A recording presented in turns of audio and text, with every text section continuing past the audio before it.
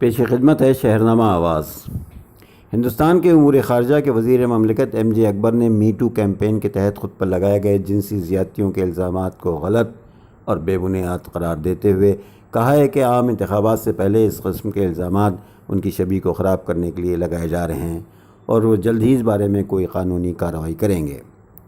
M J اکبر نے افریقہ کے دورے سے واپسی کے بعد اپنی رہائش گاہ سے اس موضوع پر ایک بیان جاری کیا ہے۔ انہوں نے بیان میں کہا کہ ثبوت کے بغیر الزام لگانے کا سلسلہ زور پکڑ رہا ہے۔ جو بھی معاملہ ہے ان کے وکیل ان جھوٹے اور بے بنیاد الزامات پر آگے کی قانونی کارروائی کے بارے میں فیصلہ کریں گے۔ انہوں نے اس می ٹو مہم پر سوال اٹھاتے ہوئے کہا کہ عام انتخابات کے چند ماہ قبل یہ طوفان کیوں اٹھایا گیا ہے؟ کیا کوئی ایجنڈا ہے؟ آپ اس کا فیصلہ کیجیے۔ انہوں نے کہا کہ ان جھوٹے بے بنیاد اور واہیات الزامات سے ان کی شبیہ و وقار کو جو نقصان ہوا ہے اس کی بھرپائی نہیں ہو سکتی۔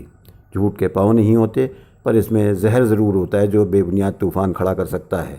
انہوں نے کہا کہ اس تنازع سے وہ بہت دل برداشتہ ہوئے ہیں اور وہ مناسب قانونی کارروائی کریں گے۔ شکریہ۔